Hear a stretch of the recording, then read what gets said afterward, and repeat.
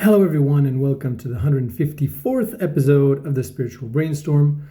In this video, we'll finish with Michael Levin's work, still commenting on his different things that he discusses in his videos and in his interviews.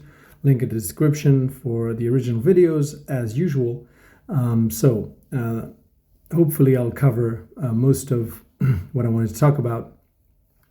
So in this video, we'll discuss this idea of what's the use of philosophy as opposed to this kind of tech-driven research, also exploring things like the ultimate attractor and also the concept of the light cone. So in some of his videos, Michael Levin sort of emphasizes the importance of finding practical applications for research rather than dwelling solely on abstract concepts. And so it's this idea that while philosophy and ethics are essential, they may not directly translate into tangible products or business ventures or practical applications for technologies. Philosophical ideas and concepts cannot regrow limbs or, revolutionize industries.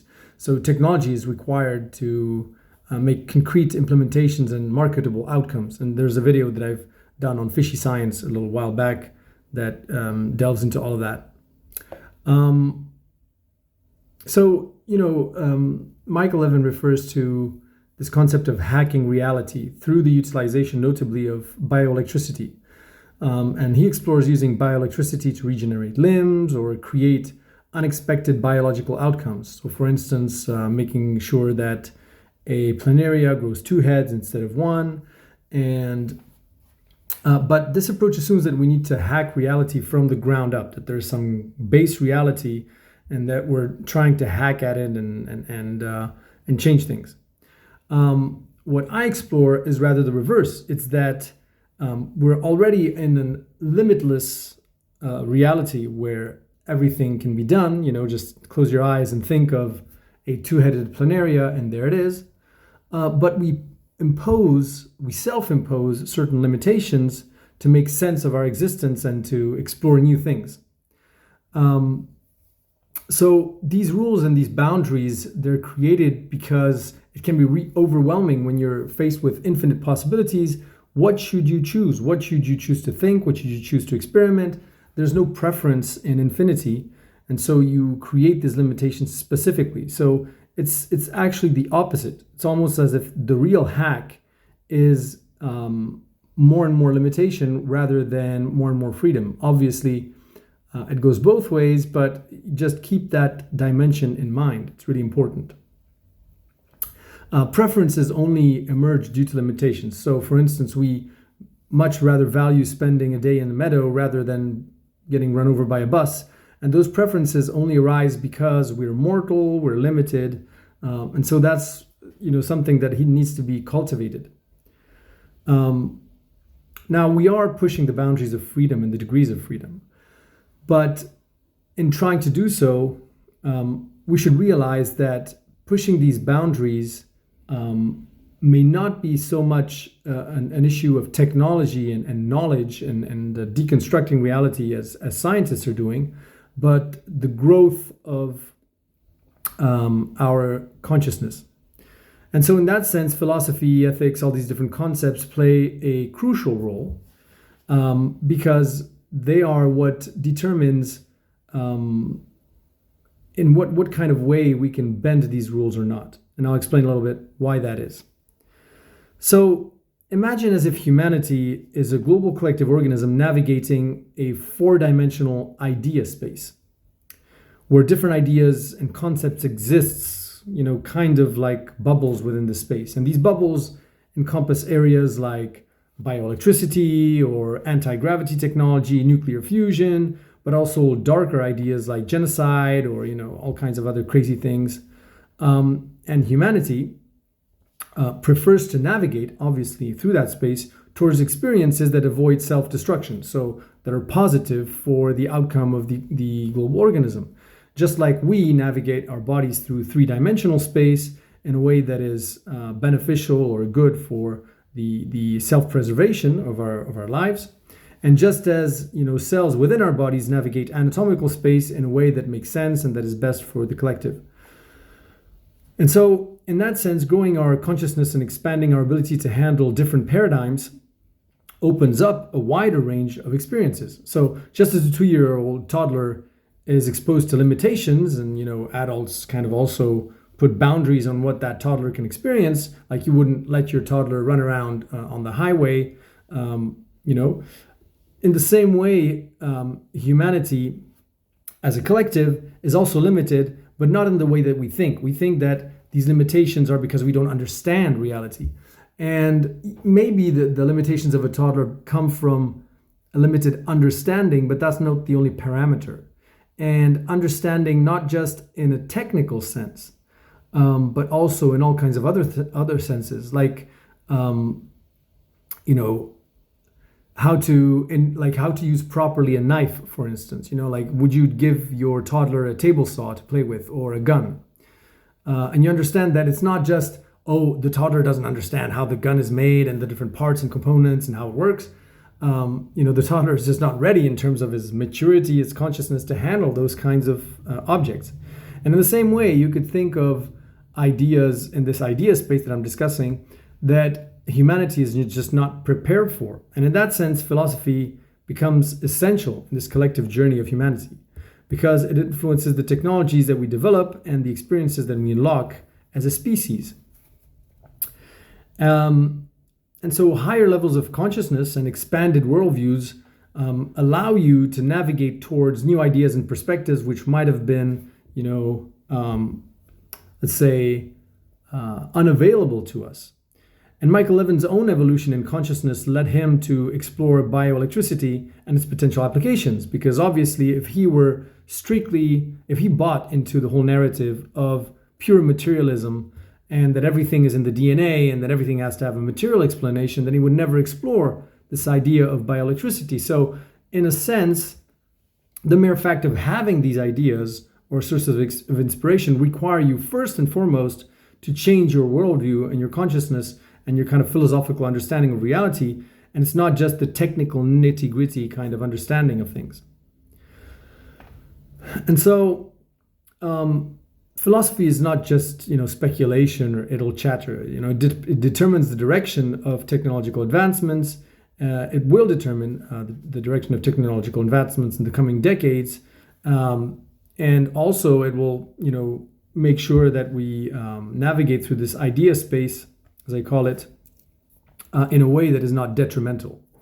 Now, I'll give you an example. Like, for instance, Nikola Tesla has often been described in spiritual circles as the guy that was censored because had we listened to him, we would already be flying through the stars and everything, because he had, the key to anti-gravity technologies, limitless energy, all kinds of crazy things.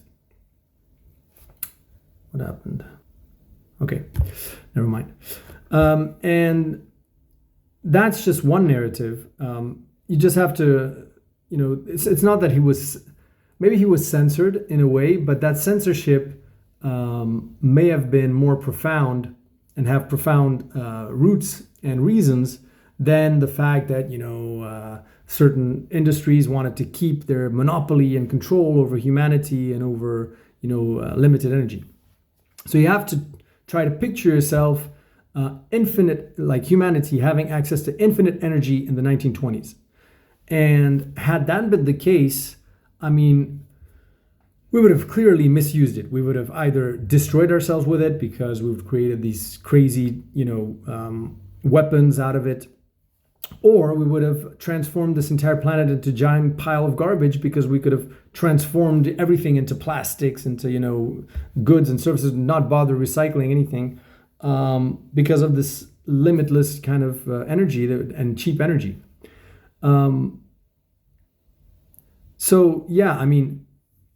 This idea of having access to some energy to experience mass consumerism, but on a limited scale nonetheless, in order to grow our consciousness and then, use it more responsibly and rekindle once you sort of transition out of this kind of phase of pure infinite consumerism, and you sort of settle down into thinking about considerations like, what do I really need? What are my real deepest desires, and not what, this or that advertisement wants me to have or wants me to desire.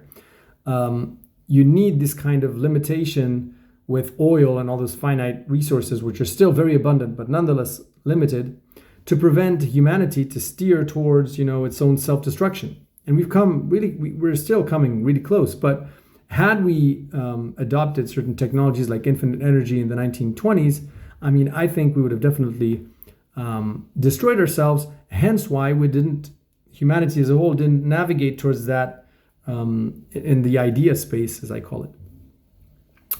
So, it's just like a child, where humanity has developed in this mirror between a child's development and humanity's development. Like when the child is 1 or 2 year old, it's pointless to start saying, oh, you should share, you should this, you should that. Just give the child the toy so that the child is reassured, it feels safe, that it's in this sense of lack, that things are being taken away from him or whatever.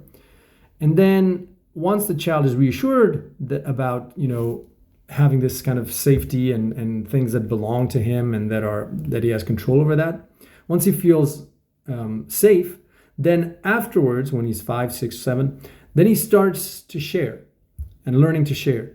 But share not in a society is pressuring you to share, so you better share, and otherwise you'll be excluded from the group. And you're like, share, but you don't really want to share because you're like, I still want this, I'm not really reassured. A sharing where you really want to give genuinely because you feel reassured in your core. And that's exactly what, mass consumerism was supposed to do. I don't know if we achieved the goal for humanity, is to reassure kind of humanity as a collective, at least in the Western societies, that their needs are met, everything's fine, the shelves are full, you got a steady income, all of that stuff is taken care of, whatever. Now you have the luxury of, well, obviously, first thing you can, have this more sharing mentality. You don't think only about your petty, selfish little goals of you thriving and screw the neighbor. And you don't help the neighbor out of, fear of godly punishment, or because it was said in the Bible you're supposed to, or because there's societal pressure or whatever. But you do it from, your core, because you are reassured in who you are and all that stuff. And you can move beyond hoarding and accumulation and focus on, higher needs and desires, And so, yeah, that's the whole thing. And so the reason why Tesla's ideas weren't implemented wasn't that we're incorrect, but rather that humanity wasn't ready to handle them. And so it's much like, when governments stop Tesla, in his endeavors, it's much like a parent stopping a toddler from handling dangerous tools, like these kind of external forces that suppress your ideas or something that you want to do, but you're not ready for them. Now, humanity's current level of consciousness and development is comparable to the development of a baby in the womb. And I make this comparison very often. Many things happen automatically during gestation, guided by a certain kind of intelligence beyond our control, which Michael Levin would refer to probably as navigating anatomical space, like the organs growing in certain areas. And so, and so, in the same way, you can think of like these different paradigms or ideas like capitalism, democracy, and whatever, as like organs growing in this body of humanity and being, developed gradually. Now, Michael Levin, for instance, discusses another kind of concept which is akin to this idea of an attractor, this cognitive light cone concept. And that suggests that, it's the idea that collectives can pursue increasingly complex and higher kind of goals. Just as like a single-celled organism combined to form organs, so humanity's collective can navigate more complex spaces like ideologies or social structures, or abstract conceptual spaces. We see that ideology, we see this effect, in our reality. Like ideologies clearly shape reality. Like ideas and ideologies serve as federating forces, bringing millions of people together towards achieving common goals. Just like this, cognitive light cone idea. And examples include like monotheism, where you can get millions of people to coordinate their efforts to build a cathedral, or all kinds of other kind of social structures to organize society. Or science, when people are under the spell, so to speak, of a materialist and scientific worldview, then they can get together and coordinate their efforts to build a large hadron collider. And those things require this kind of the higher goal in this instance is based on an idea, a worldview.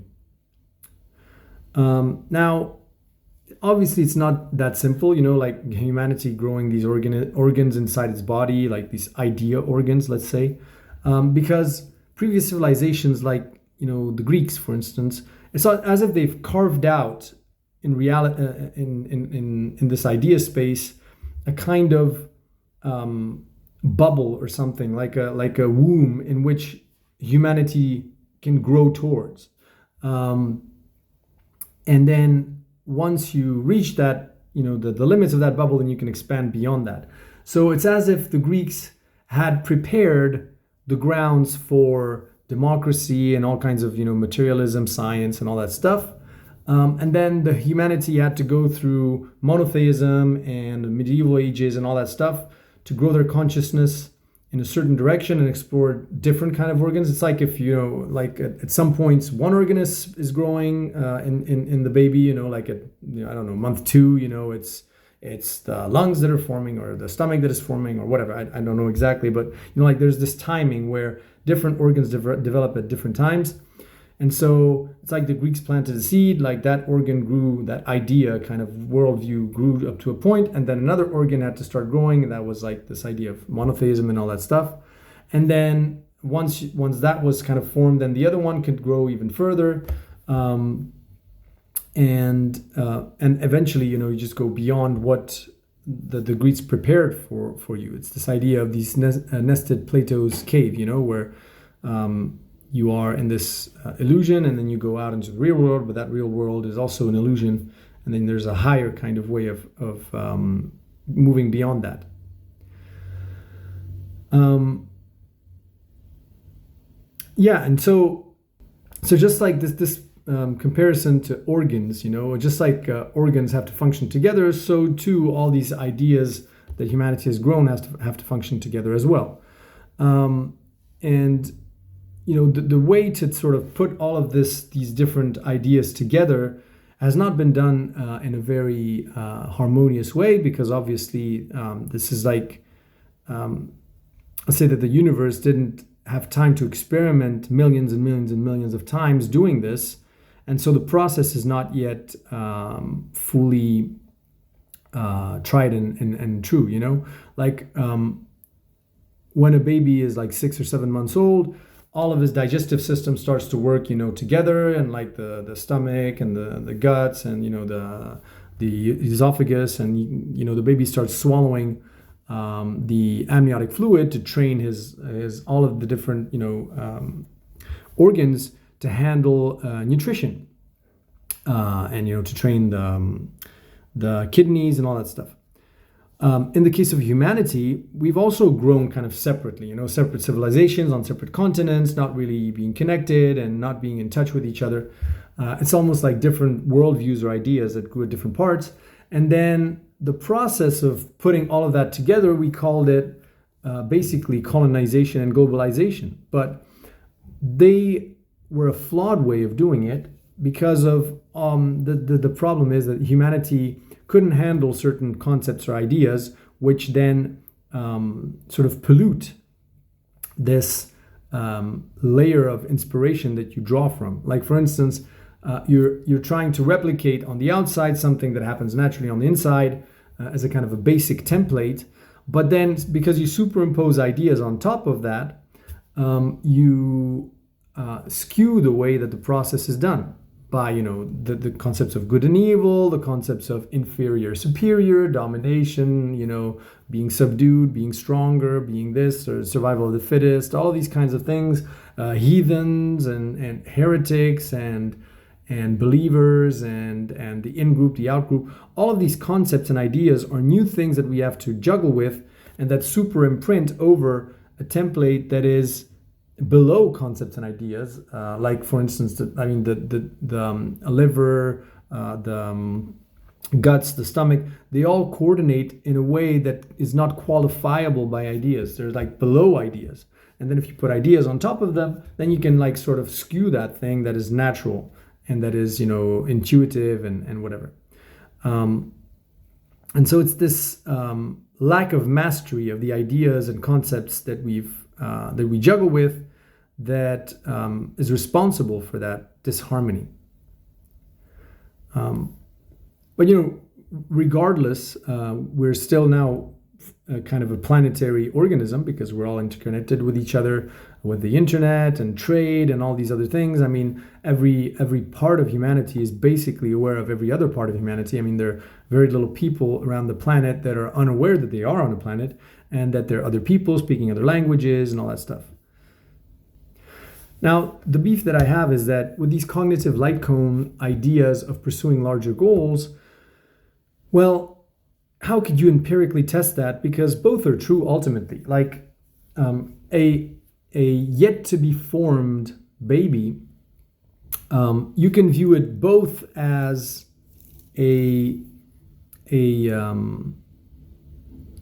like the little subparts that are functioning autonomously and like a whole. Because if it's not mature enough, if you sort of take it out of its womb and then try to have it survive in the outer reality, it will disintegrate into smaller pieces because it is not yet fully formed.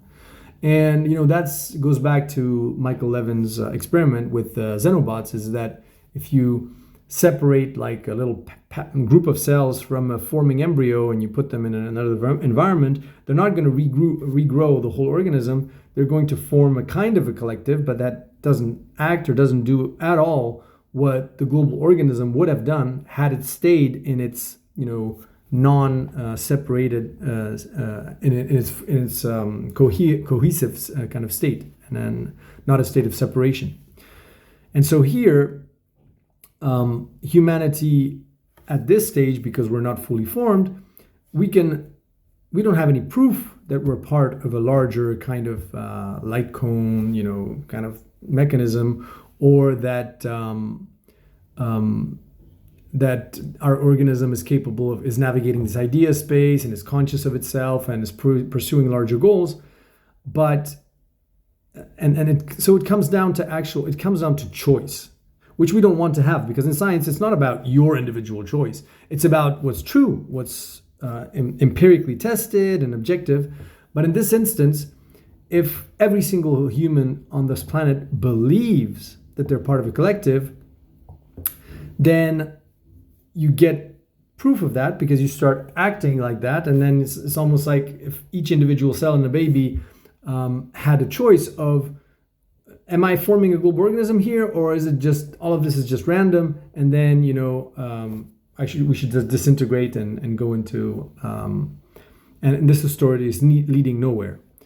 And I actually believe that even though, like, for a baby, maybe a baby cells or consciousness or whatever does not necessarily have a choice in the matter. Like, I wouldn't say that individual cells, upon birth of a baby are like, oh, I actually know that I'm realized consciously that I'm aware of being in this collective global organism. I think this is something that just happens.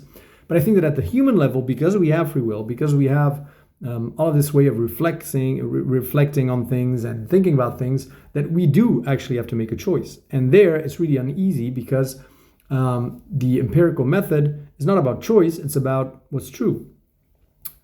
And also, like, there's this perverse kind of idea of way of looking at reality, again, like this vending machine universe, as I call it, or as assuming things are mechanical and are not part of a larger intelligence or a whole.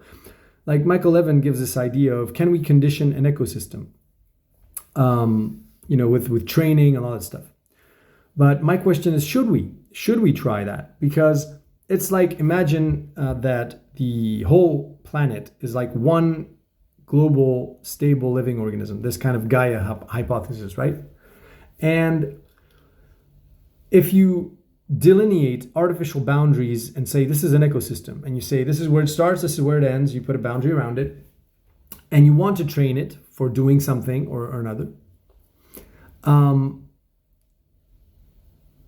are you not doing the same thing as what Levin did to with Xenobots? That is, you're ripping out of from the whole some abstract or arbitrary number of cells or parts, and then you're retraining them to do certain things, but by doing so, now they're disconnected from the whole. And so, starting from the premise that we are indeed in something that is global, that is an entire organism that is functioning like a global organism, a planetary organism, it makes you think twice about trying to put artificial boundaries around things and trying to reprogram them, because it's as if you were trying to, for instance, you're trying to heal the stomach, but you don't know where the boundaries of the stomach are. So it's like if you tried to heal part of the stomach, but also part of the intestines and part of the liver, because you draw artificial boundaries around them. Kind of like what Europe did with Africa, where they had, tribes and languages and natural, cultures and stuff. And Europe just came and they just said, they took a map and they went like this. They basically just carved out lines artificially and saying, this is country, this is for you, and you're going to speak French, and this is the English, and you're going to speak English, not caring whether they were actually dividing a tribe that lived on the same land that was considering themselves as being one. And we've seen the damage that does to artificially try to arbitrarily control things like that. And so it's really important, in this kind of approach of trying to manipulate things and control things,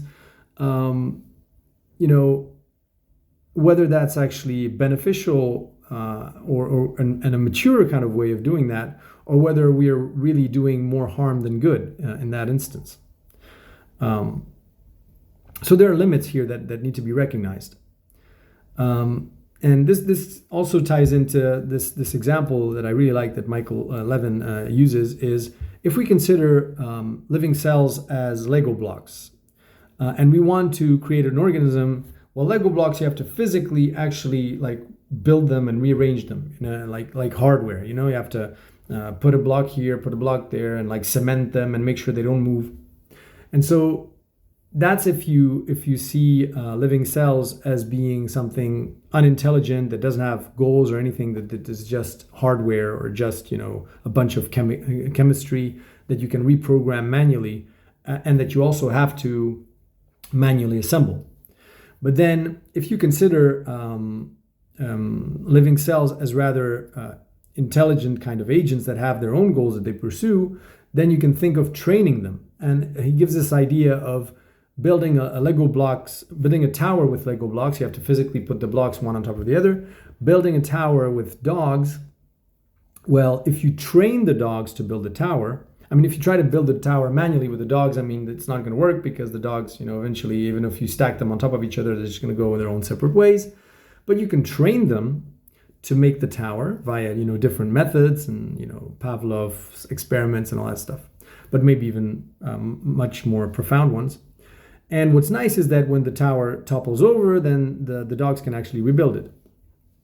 But the question I'm asking is, do you want to interact with everything as if, we're in a vending machine kind of universe, where you want to impose your own goals and your own objectives on reality? Like, for instance, I want to make a two-headed tadpole, and here I'm going to, play around with this and do this and do that. So imagine, I'll just give you this example. Like, for instance, should we figure out how to manipulate or train someone that you fall in love with, so that they fall in love with you, as treating reality as this kind of thing that you are an agent in this reality, and everything else is not an agent, and you're imposing your goals on it by pressing these little buttons, and certain things arise. It's kind of a very desacralizing way of interacting with reality.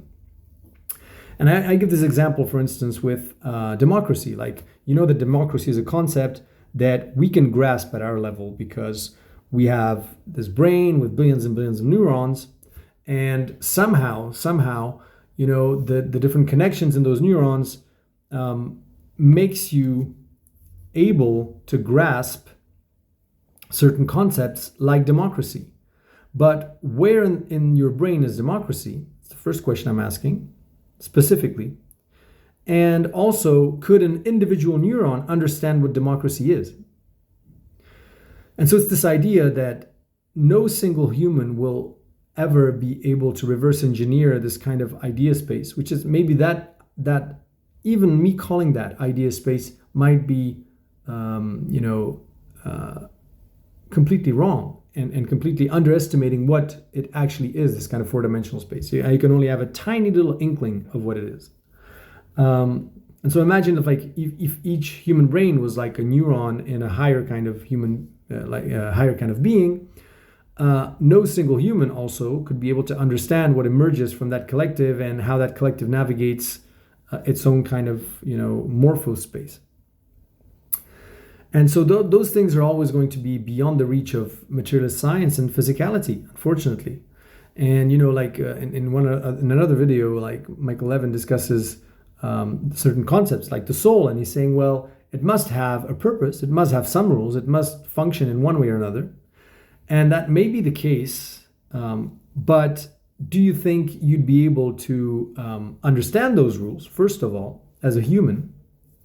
And even if you do you think you can get a certain kind of control over it? And that's the whole idea. That's why we want to reverse engineer reality and hack it. Is because we want to control it. Ultimately, we want to be in the agent seat, the one that acts, and the rest of reality is being the thing that is acted upon by us. But that, it's not gonna ultimately,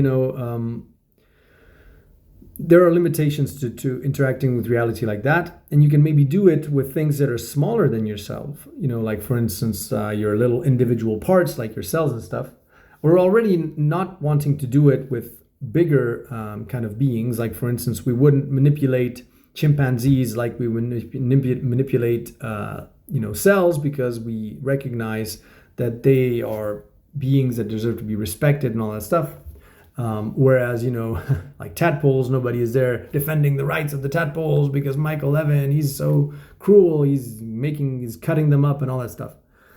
Imagine doing those experiments with chimpanzees and making them grow two heads and then, I don't know, dispose of them. I don't see that happening anytime soon. So, and now imagine doing that with humans.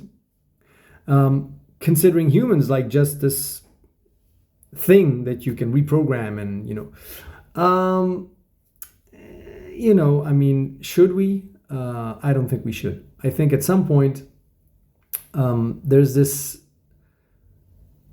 moment where you have to recognize that there's certain things that you will never have control over, and that's totally fine. And there's certain things that you will never understand, and that's totally fine too. And that even if you do understand them, they're beyond your comprehension, because when I'm thinking of like the concept of a soul, for instance, sure, I have some ideas, and I've discussed on this channel some ideas of what the soul is all about, what it's meant to do, and all that stuff. But it's programming you. You're not programming it. That's for sure. So we need to realize in which order things go. Now I'll finish with this idea of the universe being benevolent. Michael Levin discusses this at the end of his video. And in this idea of pursuing larger goals. So first, I'll dispel this notion that there's a deliberate will behind the universe. Instead, it's rather considering that the universe is inherently benevolent. That is its nature. It's not that it wants to be benevolent. It is benevolent because of the ultimate attractor. So what is the ultimate attractor? What is the ultimate, the ultimate light cone, or the ultimate, the ultimate goal, let's say. And the ultimate attractor is actually referred to very often in esoteric circles as unconditional love. But unconditional love, not in the sense like the Care Bear kind of unconditional love, which we think about it. It's it's not good, it's not evil, it's transcending all characteristics. Unconditional love is just the simplest way to describe it is the acceptance of who you are as you are, or it's the essence behind consciousness and existence itself. It's just existence accepting its own existence as it is. It's this idea of the universe or this consciousness being everything simultaneously and being totally fine with all of that it is.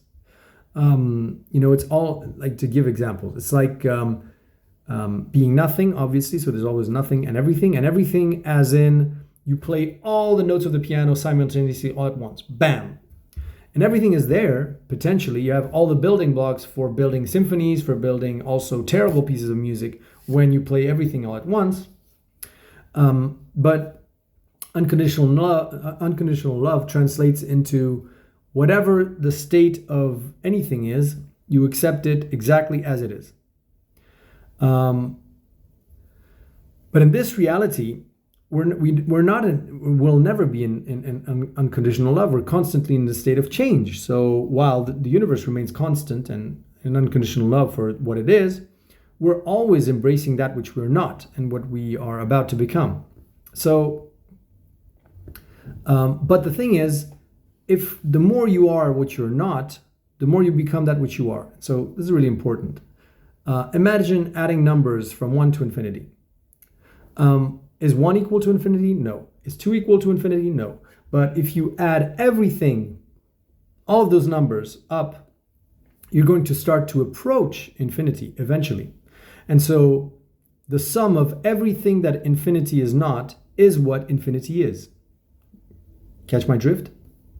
So, that's why, unconditional love sort of manifests gradually in this reality, because it's an unavoidable as the universe evolves, and more of your sort of by being that which you're not, you're approaching that which you are gradually.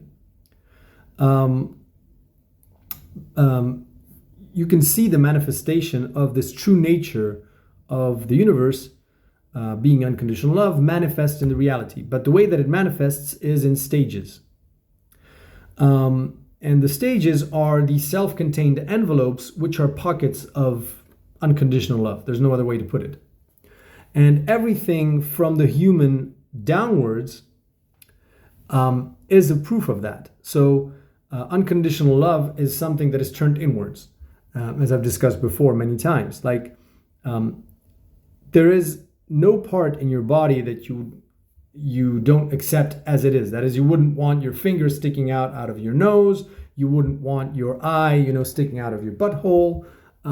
You're totally fine with your body as it is, and you wouldn't want to reshuffle anything in your body. So you have unconditional love turned inwards for the way that everything is arranged in your body, because you understand that there's a reason for that. And if you inverted your stomach with your intestines, that might not be very pleasant. Or if you put, if you inverted, your mouth with your butthole, that would also maybe not be a very pleasant experience.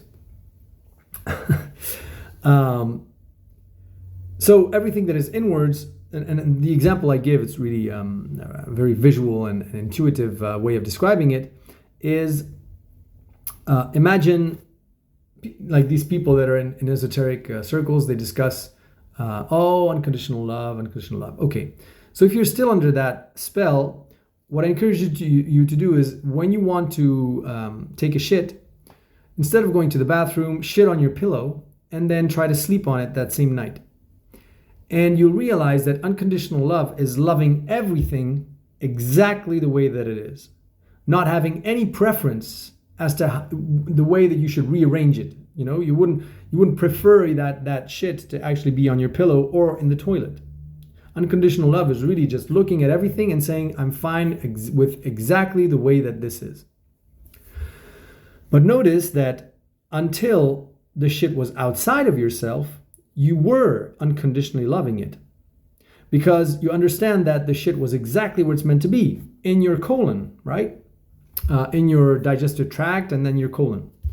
And you wouldn't want to move that shit anywhere else. You wouldn't want to put that shit in your kneecap or in your lungs or in your brain. That'd be a shitty idea, obviously. You understand that it is exactly where it's meant to be.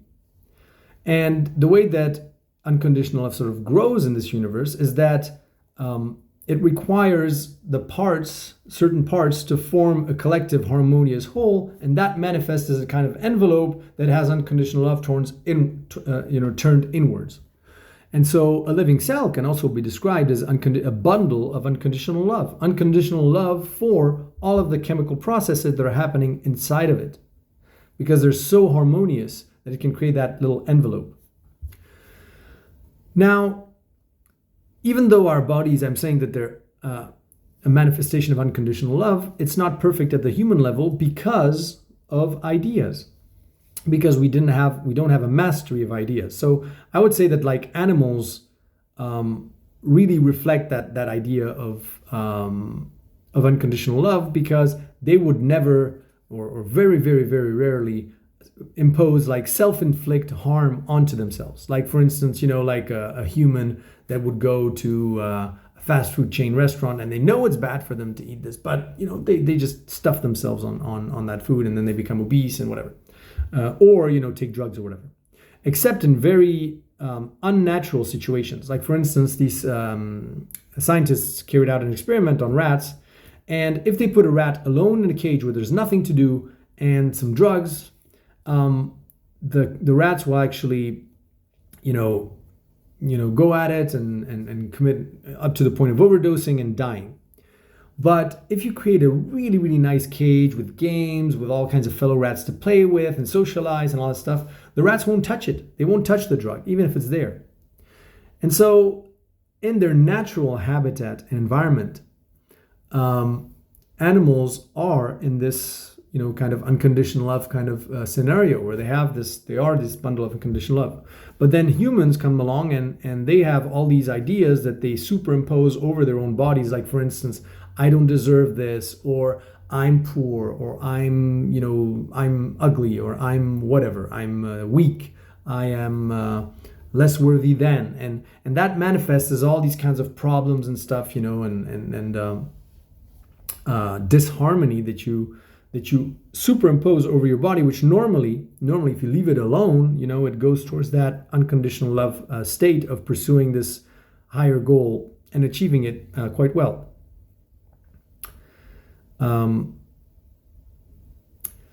So yeah, it's this idea of unconditional love spreading in octaves, which translates into more and more complex things having to be harmonized, and unconditional love growing in that kind of way.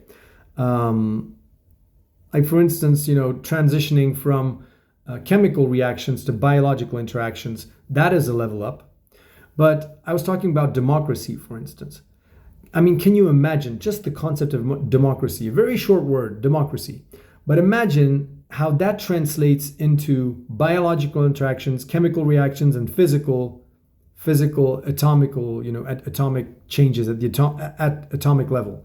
Like just that, like millions and millions of people, humans coordinating to manifest the idea of democracy, and all of their bodies are affected by that. That translates into all kinds of physiological reactions, like you going to vote and all that stuff.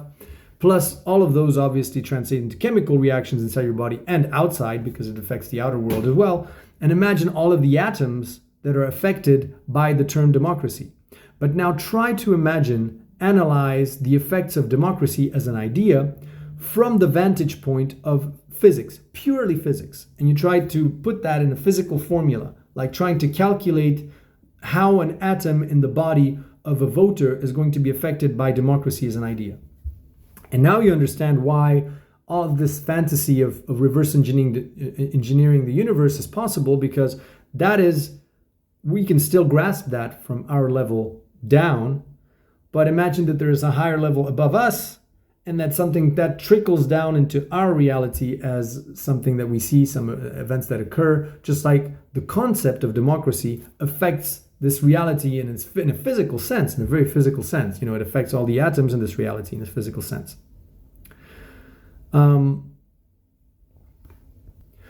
So stay tuned I hope you enjoyed this video. Stay tuned for the next one. I think I'm going to talk about ETs again, because there are several things coming out about extraterrestrials, interviews and stuff. Don't forget to like, share, subscribe, and you leave your comments and feedback. It's always appreciated. And talk to you in the next video. Bye, guys.